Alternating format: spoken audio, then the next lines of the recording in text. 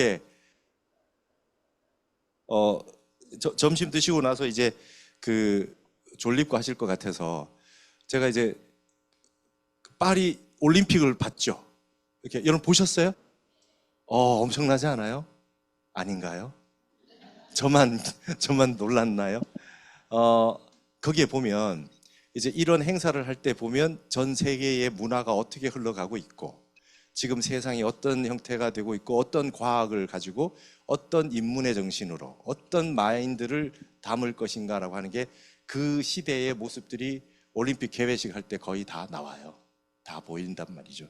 그래서 오늘은 이 직지에 대해서 이렇게 이게 지금 이 파리에 있는 우리 그 직지 지금 학원 한 권 남았어요. 원래 두 권이에요. 한 권 남았는데 이런 프로그램에 보면 여러분 2023년에 50년 만에 처음으로 공개를 했어요. 그래서 저기 이제 다큐 프로그램을 만든 겁니다. 그래서 가서 이렇게 책을 보는데 저기 계신 분은 이제 소르본느 대학 나오신 분들 한국어를 되게 잘하시고 직지에 대해서 잘 아시더라고요. 그래서 이제 저기 대담하는 내용들이 막 나와요. 나오는데 이 프로그램마저도 직지를 정확하게 내용에 대해서 정확하게 잘 얘기가 잘 안 되고 있다. 스님들이 정확하게 아셔야 되고 그 다음에 일반 제가자분들 불자 여러분들이 명확하게 아셔야 된다. 역사학자나 한국의 지성인이라는 분들은 이걸 다 아셔야 되겠다. 저는 이제 그렇게 생각을 합니다. 그래서 그런 부분이 되지 않으면 이게 굉장히 어렵다. 앞으로 한국인이 한국을 잘 모르면 세계에 어떻게 말을 하겠느냐. 어렵죠. 여기가 그 도서관이에요. 그 지금 올림픽 하고 있는 그 길을 아마 개회식 할 때 여기를 지나갔을 겁니다. 화면에 나왔을지 모르겠습니다. 자, 요즘 제가 망상을 피우는 부분들이 있습니다. 뭐냐? 이 책을 왜 프랑스가 가지고 있냐? 프랑스에서 직지가 갑자기 등장을 했는데 이유는 뭐며 이건 어떤 상징을 가지고 있으며 이건 어떤 걸까? 한번 생각해 볼 필요가 있겠다. 그 다음에 고려 말의 3대 화상이라고 했는 태고 보우국사, 나홍 해근선사 이런 분과 함께 백운 경한이라고 하는 분, 이 스님이 3대 화상이라고 했는데 별로 조명이 되지 않았어요.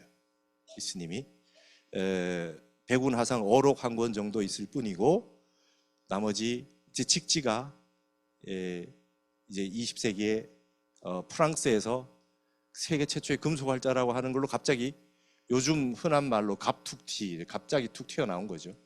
그래가지고 나왔는데 그 백운 화상이라는 분은 이분은 어떤 분인가 이제 관심을 가지게 될 수밖에 없고 여러분 그 개막식 보시면 개막식이 어려워요. 그죠? 난해합니다. 여전히 인류에게는 난해한 프랑스. 예전에 저 출가하기 전에 영화평론도 하고 문학평론도 했는데 프랑스 영화 보면 누벨 이마주라 그래가지고 여전히 어려워요. 뭔 말을 하는 건지 아주 어려운데 뭔가 아주 예술적이고 미학적인데 뭔가 잘 모르겠어요. 충격적인 것도 많고. 근데 그 나라가 이 직지를 가지고 있다는 건 어떤 걸까? 이 프랑스 같은 나라가 선을 좋아해요. 선을 좋아합니다. 언어가 끊어진 세계, 말로 다 할 수 없는 세계. 이게 아주 확 들어가는 그런 요소가 있는데 직지가 프랑스에 있다? 재미난 일이 아닐 수 없어요. 자, 직지 한 권으로 구텐베르크 운운하던 출판의 역사가 전 세계의 역사가 바뀌었는데 프랑스에 있어서 장단점이 뭘까? 그러니까 금속 활자는 유럽의 전유물이에요. 성경을 출판하기 위해서 막 찍어내는 형태의 그거였는데 갑자기 동양 출판의 최고봉은 중국이지요. 중국이 종이도 발견했고 출판도 제일 먼저 발견했다고 봐요.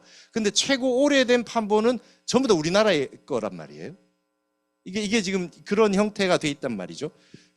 그렇게 돼서 세계 최초의 금속 활자라는 게 프랑스에 있는 것도 굉장히 의미가 있겠다. 어떻게 보면 의미가 있을 수 있다. 자, 그럼 직지의 내용을 제대로 아는 한국인은 몇 명이 될까? 과연 몇 명이 될까? 처음부터 끝까지 신문 읽듯이 전부 한 번이라도 다 읽어본 사람 거의 없어요. 한국인 거의 뭐 0.1% 미만일 겁니다. 안 봐요. 여러분 청주의 고인쇄박물관 직지 때문에 생겼잖아요. 가보셨어요? 네. 거기가 그 백운화상에 계셨고 그 이 책을 만들기 위해서 했던 그런 흥덕사인데 흥덕사지만 있는데 법당 하나 지어놓고 스님도 안 살고 조계종에서 관리는 없고 그다음에 거기 가면 직지를 느낄 수가 없어요. 직지 텍스트가 뭔지, 직지에서 하고자 했는 말이 뭔지 전혀 알 수가 없다. 한국 불교계는 이 직지를 어떻게 활용하고 있나? 그렇다면 활용 가치가 있나? 현대의 활용 가치는 있나?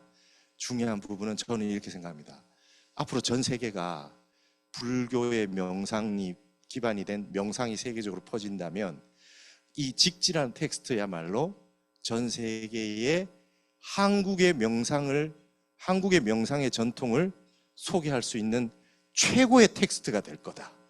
직지를. 그러니까 직지만 따라서 읽기만 하면 명상이 저절로 될 수 있도록 텍스트가 다 구성되어 있다. 이 텍스트가 앞으로 전 세계가 직지라는 책에 미쳐 날뛸 날이 한번 올 거다. 저는 이렇게 생각합니다. 이게 아주 굉장히 중요한 텍스트다. 그래서 이 내용을 저기를 할 건데 졸립지 않게 해서 일단 이 직지라는 텍스트가 있는 프랑스 파리라고 하는 올림픽에 그걸 제가 열심히 봤어요. 갑자기 뭐 이거 생각도 안 하고 직지를 하겠다 했는데 올림픽을 하더라고요. 그래서 봤어요. 여기 올림픽 개막식 보셨어요? 세느 강변에서 저렇게 국기를 파란색, 흰색, 빨간색을 저렇게 해서 쏘아 올리는 100년 만에 파리 올림픽이래요. 여러분, 파리 올림픽에서 여성이 처음으로 선수로 참가할 수 있었대요. 100년 전에. 그래서 제가 이제 비구니 회 법회에서 할 만한 얘기 아니에요. 여성이 최초의 금메달 리스트가 파리 올림픽에서 나온 거예요. 그리고 다시 100년 뒤를 지나서 파리 올림픽에서 하는 거예요. 이번 올림픽을 쭉 보면 주제가 여성입니다. 남녀 평등이고. 느끼셨어요? 그러니까 이런 걸 볼 줄 알아야 돼요. 보면 이제 멍하게 보는 게 아니라 이런 걸 파악해내셔야 된다고요. 잘 보세요. 여기 보시면 그 자기 땅들 있는 그대로 역사와 전통을 그대로 써서 저걸 컨텐츠로 만들고 저기에 있는 역사의 내용들을 스토리텔링으로 결합해서 예술과 미학으로 승화시켜 가지고 개회식을 마치 오페라 함락처럼 장막을 나눈 오페라처럼 만들어냈잖아요. 그런 느낌 받으셨어요? 이거 4시간인가 했대요. 4시간 넘게 했대요. 밤에 우리 잘 때. 여기 보시면 궤도 루팡 같은 사람이 성화를 들고 막 돌아다녀요. 그 파리 센강 주변을 막 돌아다닙니다. 막 돌아다니다 뭘 하나 보여주고 하는데 여기에 보면 여기가 어디냐 하면 여기가 최초의 형무소였대요. 귀족들이 살고 왕궁으로 쓰고 했던 곳이 갑자기 형무소가 됐어요. 그래서 왕비를 길로틴에 단두대에서 죽였어요. 프랑스 혁명의 역사예요. 그래서 프랑스 국기의 빨간색이 피랍니다. 피. 예, 그래가지고 우리는 왕비도 보낸다. 이거를 자랑스럽게 이렇게 선전을 하고 있더라고요. 이거 보세요. 왕비 목이 달라가는 거 보셨어요, 이거? 여러분, 자기 나라에서 저런 일이 있었는 걸 저걸 문화와 역사로 스토리텔링으로 저걸 해가지고 오페라 카르멜이 막 나오고 막 그냥 나오는데 너무 그로테스크하잖아요. 예? 프랑스도 그로테스크해요. 이게 한두 명이 아니에요. 여기 앞에 보시면 저 그 창문마다 다 저렇게 서 있어요. 목을 친 이 모습을 가지고, 그렇죠? 이렇게 놨단 말이죠. 그리고 마지막에 빨간 천이 피가 튀듯이. 평화와 자유는 저런 핏물을 통해서 왔다는 거예요. 자기 이 프랑스 대혁명이. 엄청났어요. 그거 보고 아주 그냥 짜릿합디다. 야, 이거 지금 올림픽 개막식 맞아? 이럴 정도로. 근데 이 사람들은 이것을 통해서 우리는 억압으로부터 벗어났고 자유를 차지했고 전 세계의 자유와 평등과 박애라고 하는 메시지를 우리는 세계에 보내고 있다. 우리 모든 역사는 이것이 그대로 이렇게 나와 있다. 이 얘기 하는 거죠. 자, 그러고 나서 갑자기 분홍 색깔 이 연기를 내뿜어서 보내줍니다. 그래서 이 프랑스의 혁명 미학이죠. 우리도 이제 문학을 하면 프랑스 문학을 이렇게 봤죠. 이렇게 보들레르, 뭐 랭보 이런 거 다 봤어요. 저도 예전에 다 봤는데 좀 달라요. 특이해요. 언어만큼 달라요. 근데 여기는 창조적 파괴와 피해 승화를 통해 가지고 이 자유를 쟁취해 나가는 그 과정이라고 하는 게 굉장히 아주 특별한 나라죠. 근데 여기에 직지가 있는 거예요. 이게 굉장히 저는 이제 굉장히 상징적인 어떤 뭔가가 있다고 생각이 드는 겁니다. 마지막에 그랬는데 마지막 보셨어요? 마지막에 저 열기구를 통해 가지고 근데 이제 성화를 가지고 이렇게 그 봉송할 때 프랑스 사람만 나오지 않아요, 그죠? 전 세계 모든 사람 다 등장해. 테니스 선수 스페인 나달에게 줬다가, 그죠? 코마네치가 받았다가, 뭐 카일 루이스가 등장했다가 막 전 세계. 그러니까 우리는 자신 있는 거예요, 자신 있는 거예요. 프랑스 것만 안 해도 돼. 자신이 있어요. 전 세계 모든 문화를 우리 속에 다 녹여낼 자신이 있다는 거죠. 자신감의 상징이에요. 그래가지고 마지막에 열기구를 통해서 올려보내고 난 다음에 에펠탑에서 갑자기 노래가 나오는데 보셨어요? 예, 네. 셀링 디온이 에디트 피아프의 사랑의 찬가를. 이분이 지금 뭐 근육이 굳어가는 병 때문에 몇 년 동안 노래를 못했다면서요. 셀린 디온이 캐나다 퀘벡 출신이니까 프랑스어가 네이티브 같은 분이었어요. 영어를 배워서 노래를 했대요. 세계 3대 디바인데, 근데 몸이 굉장히 아팠는데 이거를 위해서 나왔죠. 그래서 아마 이분의 필모그래피 나중에 가서는 최고의 아주 절정의 모습이 이게 될 것 같아요. 최초의 여성이 올림픽에 참여해서 금메달이 나오고, 여성이라고 하는 왕비가 단두대에서 죽고, 그 다음에 여성이 이제 마지막 피날레로 노래를 하고, 이게 모든 게 지금 여성에 맞춰져 있어요. 맞춰져 있어요. 여기 저분이 에디트 피아프잖아요, 그죠? 근데 이번에 이 21세기의 화두를 제시했다고 봅니다. 21세기의 화두를 제시했다고 봐요. 이게 뭐냐면, 이 얘기를 왜 하냐면, 이게 지금 말이죠. 여러분 제일 명품이 뭐 에르메스라면서요. 예? 프랑스 에르메스라면서. 여기에 있는 디자이너가 그 올림픽 포스터를 그렸대요. 그래서 오른쪽 거는 그 장애인들 올림픽, 그 다음에 이게 왼쪽이 정상인데 합치면 하나의 그림이 나오는데, 이번에는 올림픽 같이 한대요. 장애인 올림픽 뭐 끝나고 하는 게 아니라 같이 한대요. 근데 요렇게 요게 포스터예요. 그러니까 아주 총천연색으로. 근데 저기에 마크가 있어요. 이거예요, 여러분. 이게 지금 올림픽 지금 로고입니다. 횃불이죠, 횃불. 근데 가만히 보니까 뭐예요? 예, 커트머리 여성이에요. 아시겠어요? 이게 저는 비구니 스님 많이 오실 줄 알고 이걸 해왔는데 줌으로 많이 보시겠지. 줌으로 많이 보시겠지. 그리고 보살님도 많이 계시니까. 자, 보세요. 지금 이게 이분들이 하고자 하는 말이 뭘까요? 지금 올림픽 거의 참가자, 뭐 메달 숫자 뭐 이런 거 해서 모든 거를 남녀를 50대 50에 맞췄대요. 올림픽이 지금. 근데 이게 지금 제가 늘 평상시에 하고 있는 타너스님 미래학 얘기하면서 김일부 선생의 정역을 얘기하면서 이제는 남녀가 평등해진다라고 하는 시대가 올 거다. 음양이 그렇게 되는 시대가 왔다라고 하는 그런 이야기잖아요. 그런 이야기를 하고 있는데 그냥 대놓고 딱 저렇게 파리 올림픽은 저렇게 저걸 제시했어요. 그러면서 여성이 마리 앙뚜아네트가 목이 처단당하는 그런 것까지도, 그 피까지도 이러한 평등을 위해서, 이런 자유를 위해서 다 기여한 것이다라고 하는 스토리텔링을 오페라 같이 하나 만들어서 저기를 했어요. 그래서 끝나고 나시면 꼭 보세요. 셀린 디온의 사랑의 찬가가 얼마나 멋진지 한번 보시기 바랍니다. 자, 이렇게 해서 정음정양의 시대가 왔다라고 하는 것을 선포해주는 모습을 보인다. 저기 흰색, 파란색, 빨간색이 프랑스 국기 아닙니까? 라이트를 저렇게 쐈잖아요, 그죠? 아는 것만큼 보이는 겁니다. 아는 것만큼, 그죠? 이렇게 쐈잖아요. 자, 여기에서 직지심체로 넘어갑니다.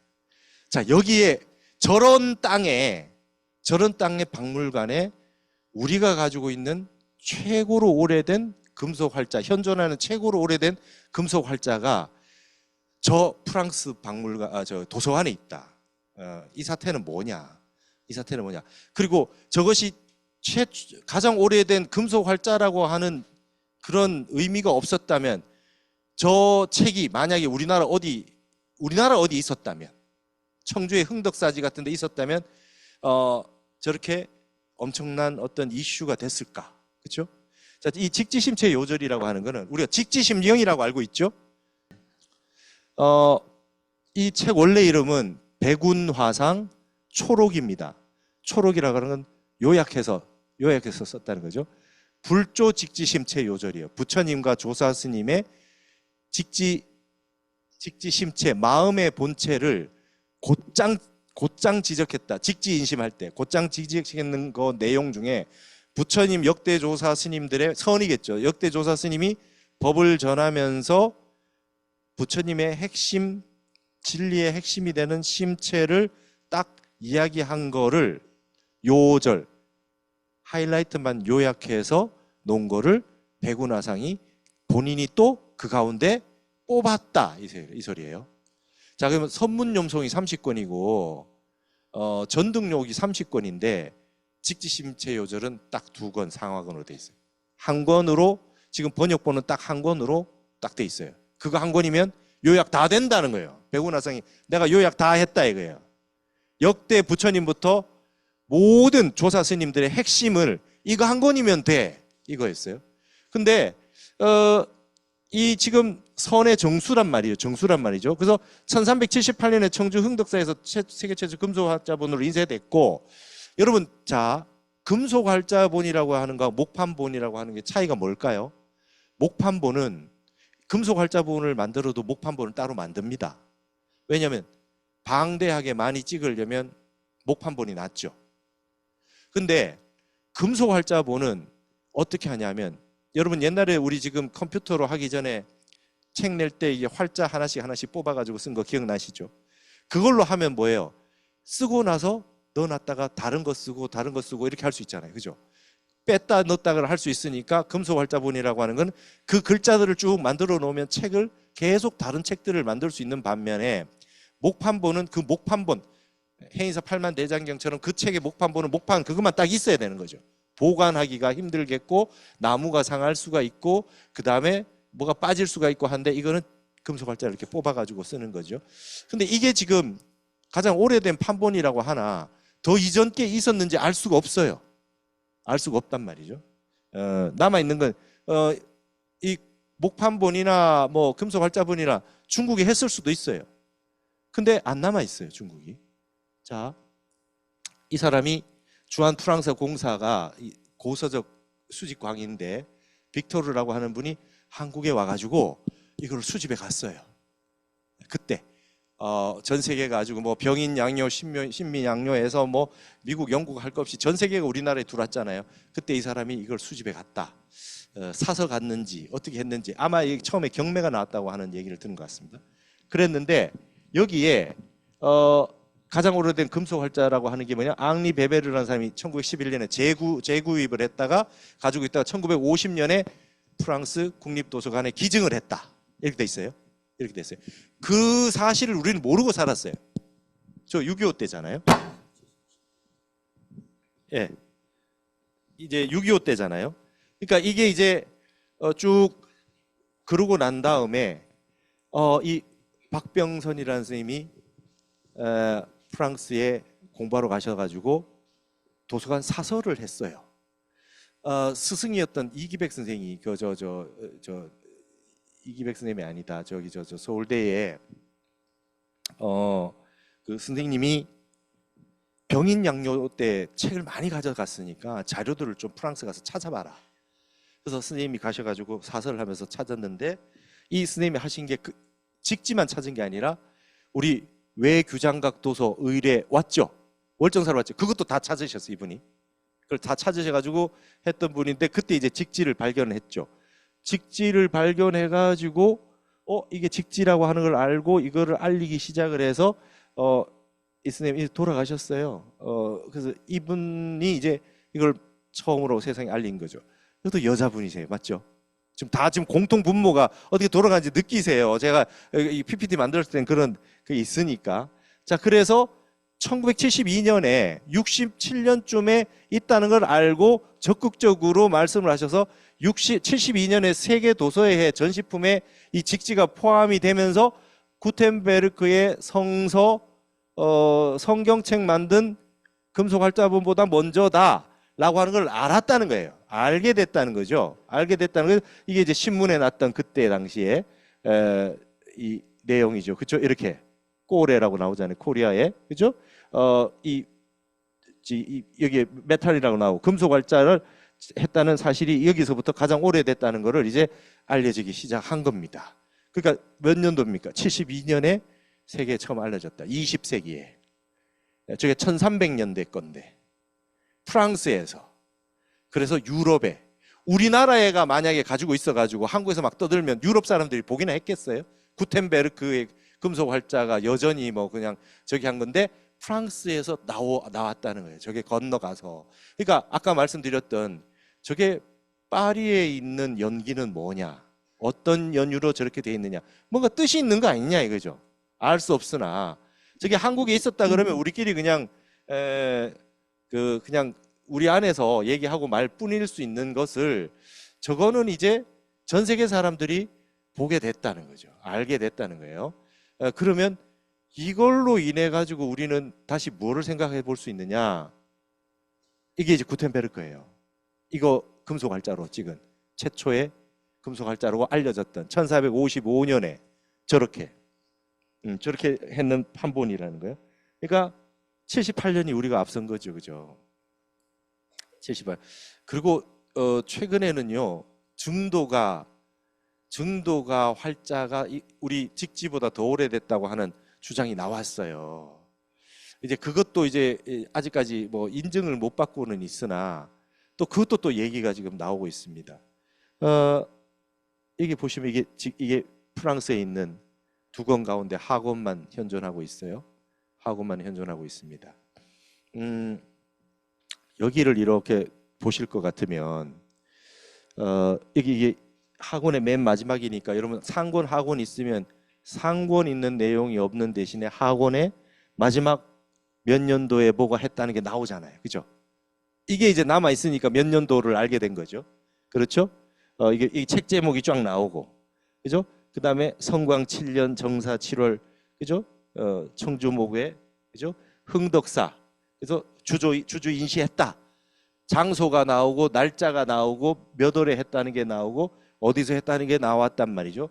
근데 여러분 이게 직지라고 하는 이 텍스트가 금속 활자인지 아닌지는 어떻게 압니까? 예, 저게 주자했다고 나와요. 주자했다고 나와요. 주자했다.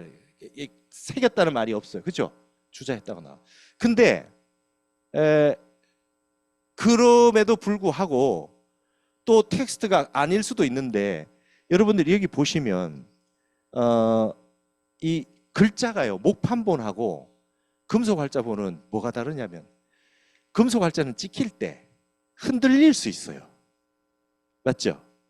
그래서 약간 두 겹, 세 겹으로 보이거나 이런 게 나올 수 있어요. 그리고 글자를 금속활자라고 하는 거는 예를 들어 우리가 반야신경 경판을 목판으로 만드는 거하고 금속활자 있는 걸 하나씩 글자를 집어넣는다고 했을 때 하고 비교를 해보세요. 글자 크기가 달라져요. 목판으로 하면 일정하게 되겠죠. 근데 금속활자 보면 갑자기 글자가 컸다가 작아졌다 이럴 수 있겠죠. 이 조립을 한 거니까, 제자를 이렇게 뽑은 거니까 그럴 수가 있겠죠. 그래서 여기 잘 보시면 여기 백운화상 옆에 밑에 보면은 이입기설이라고 할 때 기자 되게 조그만 게 있잖아요, 그죠?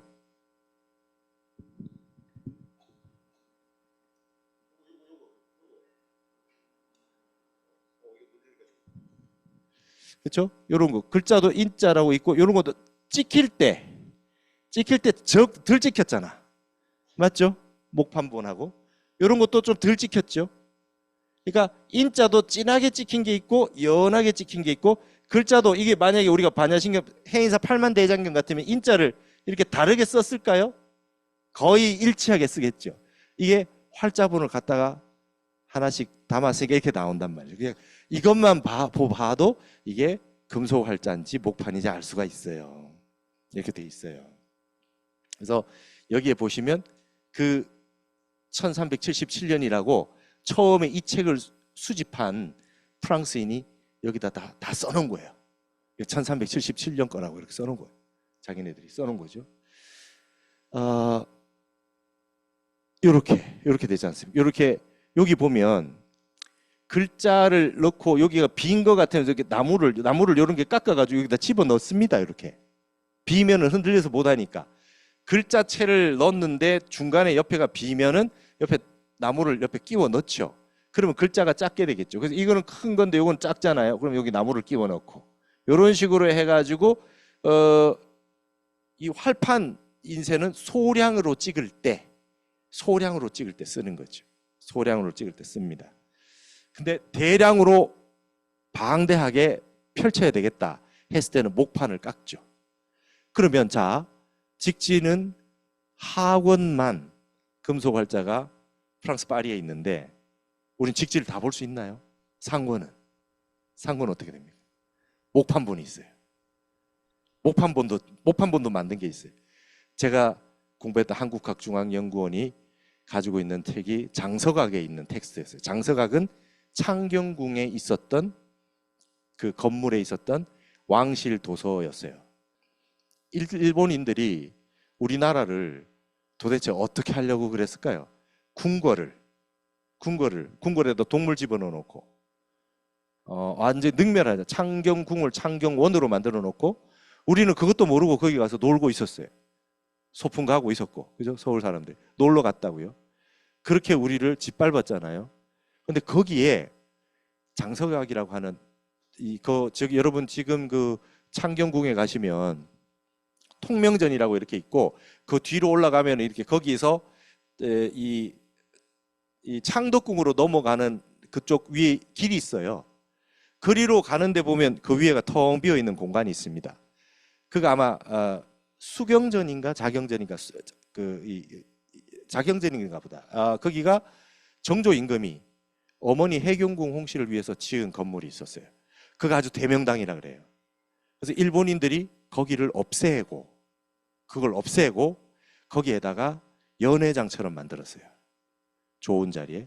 그래 놓고 난 다음에 우리 왕실을 저기 그 꼬드기기 위해서 박물관 비슷하게 만들어 주겠다. 이런 식으로 해서 만들어 놓은 게 옛날에 이제 그걸 장서각으로 썼는데 왕실 책이 있는 걸 창경궁을 다 원래대로 복원하면서 창덕궁에 있는 책 규장각은 서울대학교로 가고 창경궁에 있었던 장서각의 내용은 전부 정신문화연구원으로 온 거예요. 그게 지금 한국학중앙연구원에 있어요. 거기에 목판본이 있어요. 직지 목판본이 있습니다. 그래서 이걸 비교해 볼 수 있겠죠. 이게 청주 흥덕사제, 아까 말씀드렸던 여기 한번 청주에 가시면 한번 가보십시오. 근데 안에 건물만 지어놓고 저렇게 입구에 줄로 막아놔서 들어가지도 못하고 참배도 못하고 스님도 안 계시고 그냥 이렇게만 만들어 놨다. 우리 뭘 하고 있는 걸까요? 우리 불교는 이런 데서 스님이 사셔야 되고 여기에서 직지를 독송을 하고 강의를 하고 뭐 이래야 되는 거 아닌가요? 근데 이제 아무리 종교가 달라도 이렇게 불교적인 내용이라면 불교적인 걸로 전통을 남겨놔야 되는 거 아닌가요? 네, 지금 이런 상황이에요. 그러니까 이런 부분들이 우리가 생각해야 될 부분이 굉장히 많습니다. 아까 프랑스 파리 올림픽 할 때 그 자기네들 몇백 년 살아왔던 건물 자체를 그냥 다 활용해 가지고 올림픽 개막식 세트로 쓰잖아요. 근데 우리는 이러고 있다는 거죠. 이러고 있다는 거예요. 네. 그래서 이게 이제 요게 목판본이에요. 목판본입니다. 보시면 불조, 직지, 심체, 요절, 그죠? 요 책이 한국학중앙연구원에 상하권이 있어요. 그래서 이거는 상하권으로 있는데 요거는 여기 있는 건 이제 우리나라 보물로 지정돼 있어요. 국보는 아닙니다. 국보는 아니에요. 여러분 훈민정음 정도 돼야 국보입니다. 아시겠죠? 텍스트도 국보 보물의 어떤 그 저기 형태가 있어야 되고 유일본이어야 되고 막 이런 게 있어요. 그래서 우리는 이게 직지를 볼 수 있게 됐어요. 근데 지금까지 제가 이제 이 전반전 이게 오늘 2시간인데 지루할 것 같아서 뭐 파리 올림픽도 얘기하고 한 거예요. 직지만 하면 여러분들 다 이제 조금 있으면 거의 다 목이 떨어져 가지고 이렇게 주무셔야 돼. 그래서 지금은 전반전은 이렇게 하고 후반전엔 주무시든지 말든지 모르겠다고 할 거예요. 직지 내용을. 그림도 좀 많이 보여드리고 졸리우시니까. 그래서 여기에 보시면 요렇게 직지 심체 유지라고 돼 있는데 여기에 보시면 요렇게 만들었어요. 금속 활자를.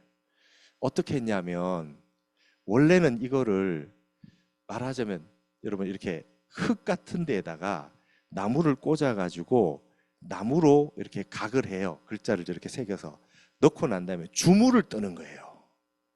주물을 떠서 흙을 싹 제거하면 저 안에다 센 물을 넣으면 쇠가 저렇게 남는 거예요. 저렇게 해서 글자 한 글자 한 글자씩 만들어냈던 것 같아요. 그래서 저기는 금속 활자본은 소량으로 하고 목판본은 다량으로 찍을 때 하겠죠. 근데 금속 활자본을 하겠다 했을 때는 굉장히 중요한 책이다 라고 하는 게 있는 거 아니겠어요? 중요한 책이다. 많이 찍는 것보단 핵심 중요한 것이 있겠다 이런 거죠. 여기 이제 기술이 나오는데 책에 프랑스에 있는 책을 보면 책이 처음 했다고 보기가 어려워요. 금속 활자를 처음 쓴 것 같지가 않아요. 이게 남아있는 것 중에 제일 오래된 거지 기술이 굉장히 발전되어서 책이 완성성을 거의 갖추고 있는 형태가 돼 있다. 그 앞에 얼마든지 많았다. 자, 그러면 그 앞에 지금 고려 말이니까 고려 중간에 뭐가 있습니까? 팔만대장경이 있잖아요. 목판본을 얼마나 그것도 초조대장경이 다 불타서 해인사에 있는 건 제조대장경이에요. 그죠? 다시 팠어요. 그 정도 능력이 되는 나라였다면 금속 활자 같은 거는 벌써 했을 수도 있다. 그 이전에 엄청나다. 그렇게 되겠죠. 그래서 이게 지금 우리나라 기록유산이 있는데 이제 이렇게 딱 하면 직지 그러면 앞에 페이지하고 제일 마지막 끝 페이지 이렇게 내는 요 사진이 가장 기본 세트 사진입니다. 프랑스의 맨 앞에 사진 나오고 저기 맨 끝에 하권의 맨 마지막 그쵸? 요렇게 사진 찍어서 보내는 게 여러분 전 세계의 목판을 우리나라보다 중국이 먼저 했겠죠. 목판으로 찍어서 남아있는 종이로 된 책 중에 제일 오래된 게 우리 불국사에서 나왔잖아요. 무구정광대다를. 그러니까 목판본 책, 금속활자 책 전 세계에서 가장 최고로 오래 남아있는 거 책이 우리나라에 있어요. 그죠? 자, 그러면 한번 보세요. 진시황이 분석행위했어요. 그죠? 분석행위했어요. 책 다 불사지르고 유교책 다 불사지르고 선비들 저기 했다고 치면 공자 집안 벽중서에서 책이 나왔어요. 맞죠? 아세요? 공자 집에서 공자 후손이 벽에다가 책을 감춰놓은 거예요. 감춰놨어요. 그래가지고 그전에는 어땠냐면 책을 다 없앴으니까 공자 제자들이 다 외웠어. 책을. 우리 금강경 반야신경 외우듯이 다 외웠어요. 다 외우고 있었는데 공자 집에서 책이 나오기 전에 제자 해가지고 다 외우고 있었어요. 외운 걸 이렇게 쓰고 있었거든. 근데 갑자기 공자 집에서 책이 튀어나왔죠. 그거를 고문경학이라 그래요. 옛날 책. 벽에서 나온 게. 그 다음에 그 이전에 외우고 있었던 책을 금문경학이라 그래요. 금문경학파하고 고문경학파하고 논쟁이 벌어져요. 책 내용이 달라요. 책 내용이 좀 달라요. 여러분 외운 거는 좀 달라지겠죠. 그다가 외우던 사람이 막 바꿔서 넣을 수도 있지. 그러니까 내 마음이잖아요. 여러분 업이라는 뜻이 뭐냐 하면 까르마라고 하는 단어로 써서 업이지 원래 업이라고 하는 건 말이죠. 업이라고 하는 건 직업이라는 뜻이 있어요. 그래서 강이라고 하는 강의한다는 강자는 원래 외운다는 뜻이에요. 외운다. 배강했다 그래요. 등지고 이렇게 외웠답니다. 등지고 경을 외웠어요. 그러면 강사가 되려면 책이 없기 때문에 다 외워야 돼요. 외워야 강의를 할 수 있어요. 책이 없어도 강의를 할 수 있으니까. 그걸 등지고 외워가지고 책을 다 외우고 있는 사람이 이제 그 제자에게 이제 전강을 해주면 그분이 강의를 할 수 있어요. 책이 없어도 할 수 있다는 거예요. 그랬을 때 스승이 가지고 있는 책을 넘겨주는 거예요. 텍스트를. 그래서 그거를 넘겨받으면 이제 직업이 생겨요. 강의를 할 수 있는 업이 생겨요. 이게 강의한다는 강자와 업이라는 뜻이 옛날에 우리 저기는 거기 예전에는 이런 역사가 있었어요. 그래서 오경 박사라고 하는 거는 한 경을 완벽하게 마스터한 사람을 그 논어 강사, 대학 강사 하듯이 경전을 하나를 완전히 달통한 분이 오경 박사가 되는 거예요. 그 경에 대해서. 그럼 주석도 다 외우고 하여튼 책을 다 외우는 겁니다. 우리 조선시대 때 사서 삼경 할 때 생원진사과 생원 초시에 지방에서 과거 시험 붙으려면은 사서는 무조건 다 외워야 돼. 사서 삼경은. 사서 삼경 못 외우면 진사과 시험이 안 돼요. 옛날에 진사 생원 진사 이생원 김진사 이래도 그 사람들이 사서 삼경 다 외운 사람들이에요. 텍스트 없이. 근데 그 텍스트라고 하는 거를 넘겨줄 때 경을 줬는데 중국은 그거 다 외우고 있다가 벽중서에서 공자집 벽중서에서 경이 나왔는데 그 경들 다 어디 갔냐는 거예요. 맞죠? 세계 최고로 오래된 목판본 활자본은 우리 건데 아시겠어요? 여러분 저 중국에 그 수없이 많은 여러분들 아는 한나라 때의 모든 대가들 책들 전체가 무구정광 대단원의 목판본 같은 것보다 후대 것만 남아있다. 이거 아니에요 지금. 우리나라 엄청난 거죠. 근데 그냥 우리는 이거를 그냥 시험 칠 때 세계 최초의 목판에서 그 무구정광 대단이나 그 금속활자 직지신경 이러고 있잖아요. 뭔 의미를 전혀 생각도 안 하고. 맞죠? 이거 어마어마한 거예요. 그 중국의 사고전서가 얼마나 많아요. 근데 세계 최고의 목판 인쇄물은 이거예요. 이거라고죠. 이거 이제 고려대장경이에요. 그죠? 여러분 글자가 틀린 글자가 없는 거 아니에요. 고려대장경이.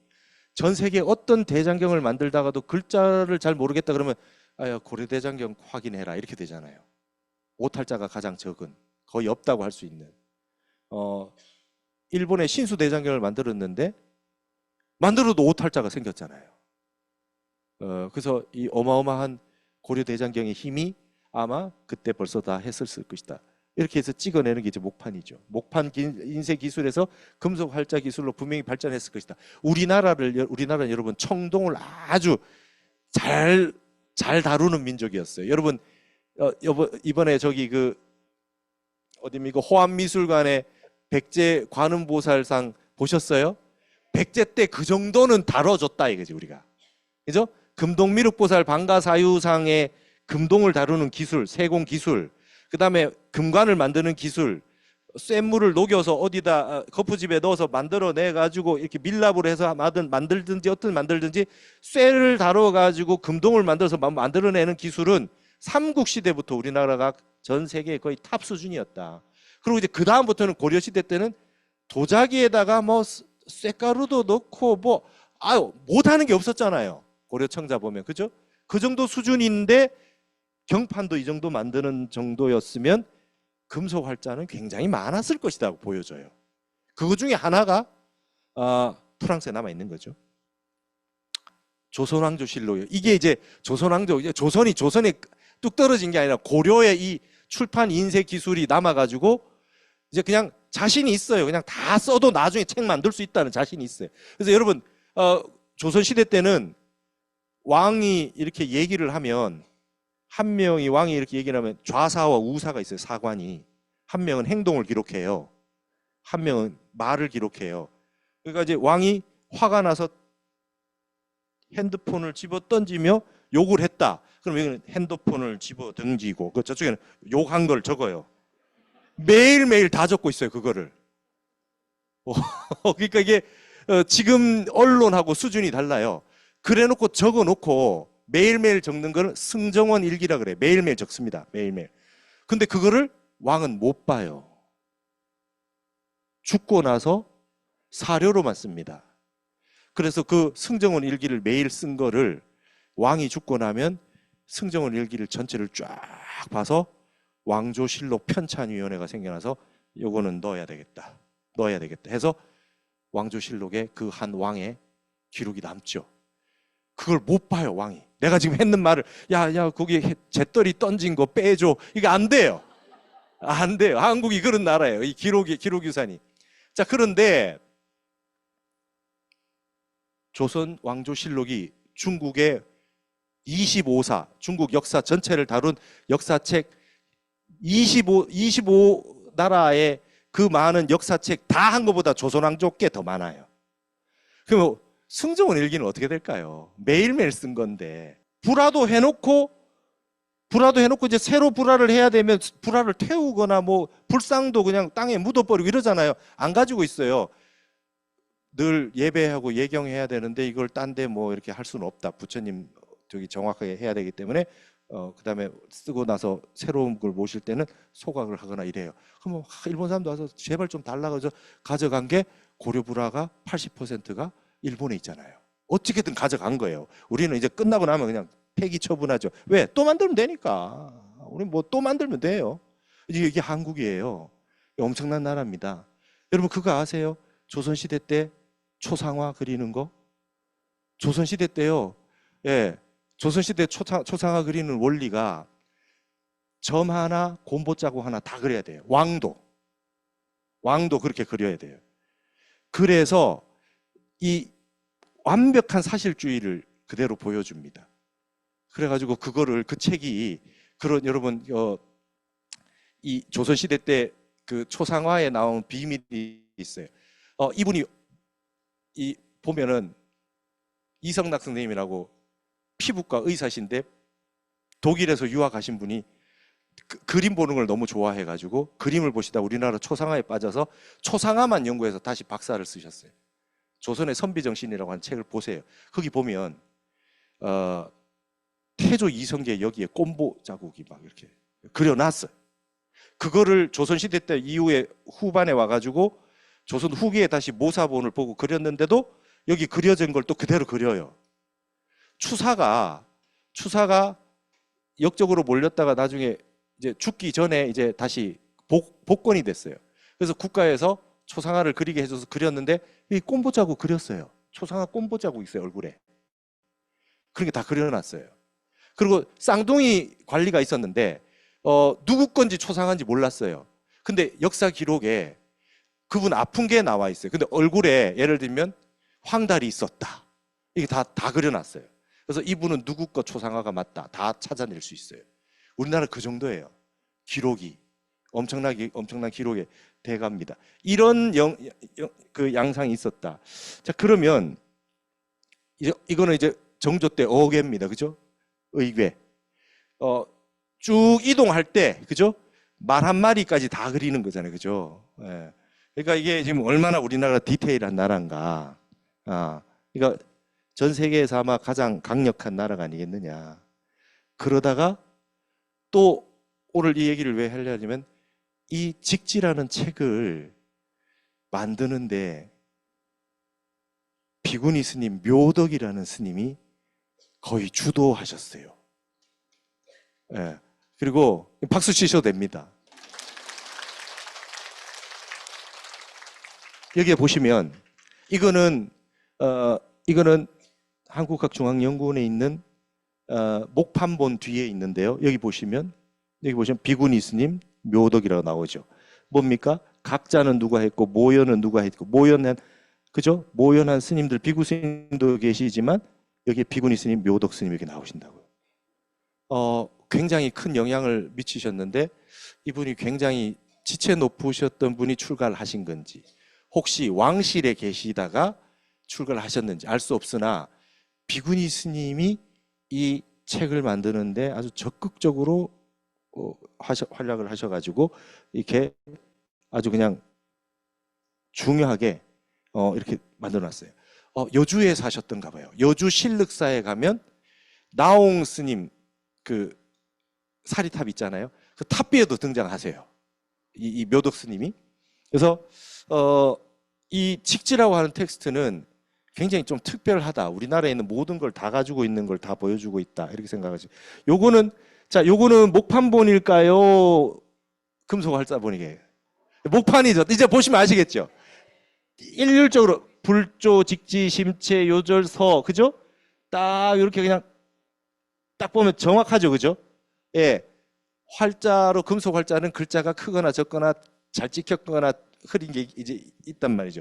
이제 오늘 이후로는 여러분 이제 확인할 수 있어요, 그죠? 금속 활자인지 아닌지 맞죠? 자, 제가 이 선생님을 만나서 청주대학교에 문헌, 판본 다 연구하시는 김성수 교수님이라는 분이 계신데 제가 지금까지 만난 분 가운데 직지심경을 가장 정확하게 분석을 가장 많이 하시고 연구를 하신 분이 이 선생님이세요. 지금도 매일 이분이 뭐 하시는지 아세요? 매일 하루 10시간에서 14시간을 명상을 하시는데 매일 직지를 읽고 계세요. 이 선생님 대단하신 분인데 이분이 지금 한국에 있는 모든 그 누구도 직지를 제대로 얘기하는 사람이 없다는 거예요. 직지를 제대로 이야기하는 분이 없다. 그래서 이분이 이제 직지에 대해서 BTN에서 다큐를 찍는데 문강 스님이 한마디 해줘야 된다. 기신론이 들어있어요, 여러분. 여러분 직지예요. 조사 어록의 역대 조사의 이 부처님부터 역대 조사가 쭉 흘러내려오는 과정이 있는데 여기에 기신론 구절이 들어 있습니다. 다른 데는 이런 데가 없어요. 아주 특이한 책이에요. 경률론 중에 논장이 들어가는 경우는 없거든요. 선문 염송에는 경전이 들어 있습니다. 근데 여기는 들어 있잖아요. 그래서 이 스님이 기신론이 들어 있는데 왜 들어 있나 이상하다 연구를 하시다가 강의를 듣다가 제가 기신론 강의를 하는 걸 듣고 저를 인연을 해서 직지 다큐 찍는데 오라 그래가지고 제가 가게 돼서 그때부터 제가 직지에 꽂혔어요. 아, 내가 알고 있는 직지가 아니구나. 이건 완전히 특별한 책이구나. 여러분 이제는 우리가 직지를 정말 한국 불교의 미래를 걸 만한 텍스트라고 생각하고 볼 필요가 있어요. 직지라는 텍스트가. 직지심경이라는 말은 여기서 나온 겁니다. 직지심경이가 적혀 있죠. 프랑스 박물관에 있는 세계 최초의 금속 활자본 책 밑에 서근제. 여러분 우리 책 위에나 밑에다가 글을 쓰잖아요. 거기에 직지심경이라고 돼 있어요. 그래서 우리가 직지심경이라고 부르는 거예요. 원래 경이 아니겠죠. 육조 단경이 조사 스님의 말씀인데 경이라고 할 수 없잖아요. 근데 육조 단경이라고 읽게 됐지 않습니까?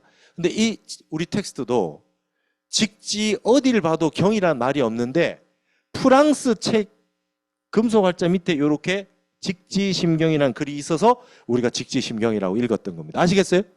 이것도 우린 모르잖아요. 그 왜 직지심경인지 몰랐단 말이에요. 근데 이제 프랑스께 너무 난리가 나다 보니까 이걸 그냥 이대로 그냥 우리도 그냥 읽은 겁니다. 근데 줄여서 직지라고 하고요. 직지심체 요절이라고 그러고요. 그 다음에 어디 이 다른 텍스트에 보면요. 중간에 이렇게 보시면 이걸 판심제라 그래요. 여러분 이게 경판 이렇게 있으면 중간에 판의 중심에 되는데 제목을 써놨잖아요. 여기 직지라고 돼 있잖아요. 그죠? 직지라고 돼 있어요. 그래서 이걸 직지라고 보는 겁니다. 직지, 백운, 하상, 초록, 불조, 직지, 심체, 요절인데 딱 줄여서 그냥 직지라고 부를 수 있는 게 요게 판심제가 그래서 그래요. 근데 여러분 다른 데 보면 판심제가 다른 이름이 붙어 있는 게 있어요. 뭐라고 붙어 있냐면 여기 보시면 여기 중간에요. 심요라고 해놨어요. 심요. 마음 심자 요약할 요자. 여러분 이 제목 어때요? 엄청 좋죠. 불조 직지 심체 요절을 줄여서 직지라고도 하고 심요라고도 해놓은 데가 있습니다. 마음의 요체 심요라고 되게 있어요. 그러니까 이름이 아주 좋습니다. 심요.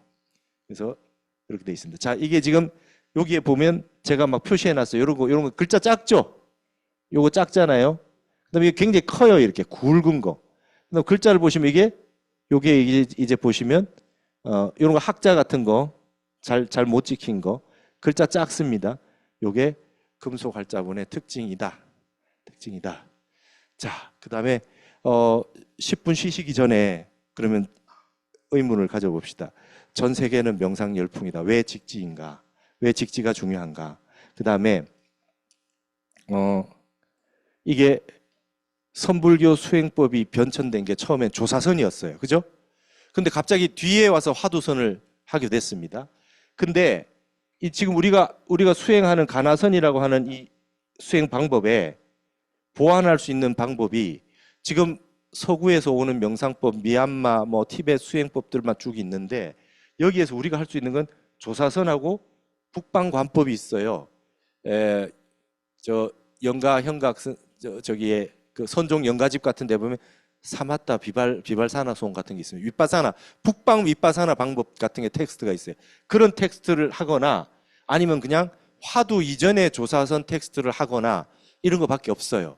그런데 지금 여기에 이 직지라는 텍스트는 굉장히 특이합니다. 태고 보우국사하고 같은 시대였고 좀 후배였고 태고 보우국사와 같은 스님에게 중국에 가서 인가를 받고 왔어요. 서곡천공선사한테. 근데 서곡천공선사는 가나선 하라는 말을 한 적이 없어요. 근데 태고 보우국사는 오셔가지고 우리나라에 가나선을 퍼뜨리셨어요. 그 백운 스님이 태고 보우국사한테 편지를 씁니다. 우리 둘 다 서곡천공 스님 제자 아니냐. 스님, 가나선 해야 되나? 가나선 해야 되나? 의문을 제기합니다. 화두가 안 되는 분이 많잖아요. 저는 화두 공부를 하고 있는데 화두 참선을 하고 화두 책을 쓰고 있는데 안 되는 분들이 있잖아요. 그러면 공부 못 합니까? 여러분 이 직지라는 텍스트에 보면 지금 보면 서구 명상각과 우리 전통 수행법에서 가장 유사하고도 효과 있는 수행법을 찾으려면 직지의 무심선이라는 게 될 수 있어요. 여러분 직지에는요 임재 스님이 등장하지 않아요. 너 황당하죠?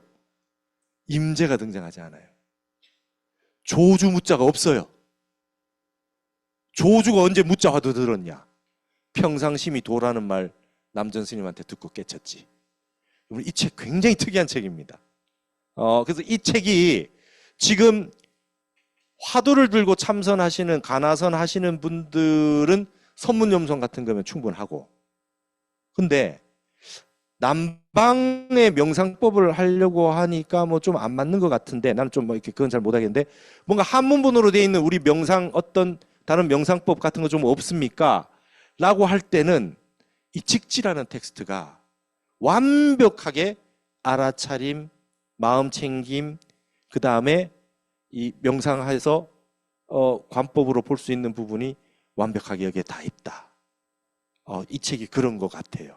그렇다고 봤을 때는 이 책은 앞으로 우리가 금속활자라고 하는 최초의 금속활자라고 하는 외형적인 것 말고 최초의 금속활자가 그 내용이 뭔가를 우리가 몰두해서 연구를 한 다음에 이거를 독송용으로 해서 수지 독송하는 텍스트로 삼아야 될 때가 된 거 아니냐, 저는 이렇게 생각합니다. 그래서 10분 쉬고 나서는요 직지의 내용에 대해서 디테일하게 좀 커피를 드시고 들으십시오. 졸릴 수 있습니다. 사진이 별로 없습니다. 10분 쉬셨다가 하겠습니다. 2시 10분부터 할게요.